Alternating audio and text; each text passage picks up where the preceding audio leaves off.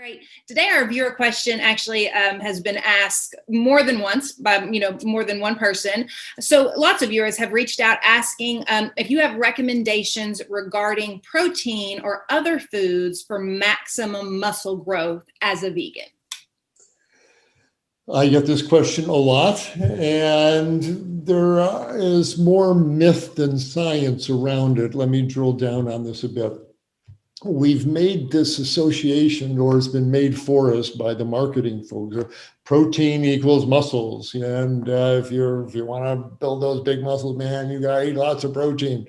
Though every gorilla I know has lots of muscles, every giraffe and buffalo and elephant, and I've never had one ask me where do they get their protein, and because it's in whole plant foods. And if you're eating a whole plant-based diet, and you're eating enough to keep your weight steady, if you're eating 1,800, 2,000 calories of whole plant food with these protein-rich grains and legumes, beans, peas, chickpeas, lentils, if you're clipping along at 1,800, 2,000 calories, you're getting 50, 60, 70 grams of high-grade protein there. And it's more than enough to meet anybody's needs to keep you healthy, make all your albumin and collagen and all the proteins in your body. That said, the bodybuilders still have this idea that everybody likes lots of protein if I want those big muscles.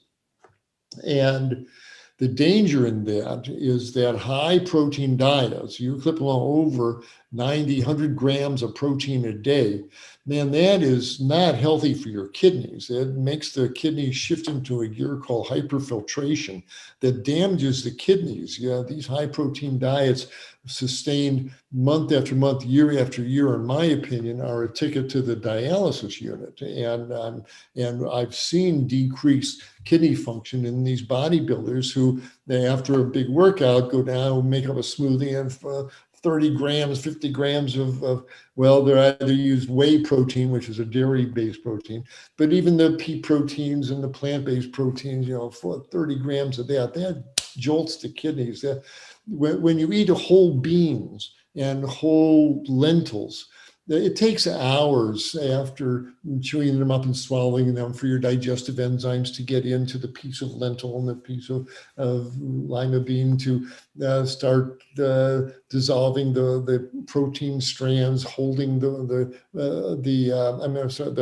fiber strands, the carbohydrates, holding the proteins in place, and then for the protease enzymes to come in and start breaking the proteins apart into amino acids. And as a result, after a meal of whole beans, whole lentils, the amount of amino acids rises very gently and gradually. It's cleared out by the liver and kidneys without a lot of problem.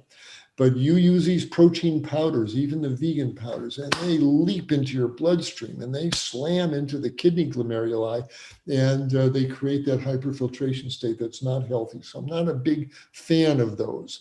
Now, there might be a way to use them that I'll talk about in a minute. But, I was only half joking about the elephants and the giraffes. The protein in plant foods is enough to make a tremendous amount of mammalian muscle. And where that really happens is in the gym. You want big muscles, man, you got to sweat for them, and you do those repetitions and those sets, and a moderate amount of protein really is sufficient to build, spectacular muscles. But that said, there's a fine line to walk from the bodybuilding literature I read, especially the vegan bodybuilders.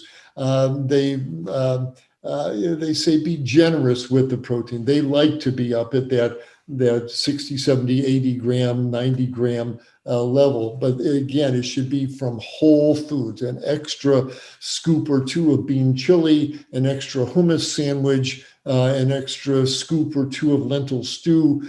Try and get it from whole plant foods, the extra 10, 15 grams of protein that you might need for your post-workout protein hit. Get it out of whole foods to the greatest extent possible rather than these powders. A friend of mine who's very knowledgeable about vegan bodybuilding, Mr. Robert Cheek, I highly recommend his book and his website.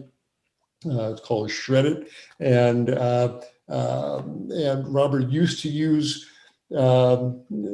plant protein powders. He's backed off of that. He's aware of the kidney ramifications of that. Now, if someone is a state where they've just recovering from surgery, or they need extra protein for some medical reason, again, I would prefer that they get it out of whole plant foods. But if, say, they're post-operative, they have trouble chewing or whatever, here's a place where, again, a smoothie would work. And a scoop or two of the protein powder there may have an indication, but that sips slowly over the day. You don't chug-a-lug that right down and bang into your kidneys. You can put that extra 15 grams of protein in a smoothie, but sip it all morning. Don't chug-a-lug that thing right down. Be gentle with your liver and your kidneys. So, not being an expert on vegan bodybuilding, I will refer you to the people who are. So I urge you to go to the website of Robert Cheek and the other vegan bodybuilders. Just Google vegan bodybuilders and go to the website and check them out. But stay away from those high potency protein powders.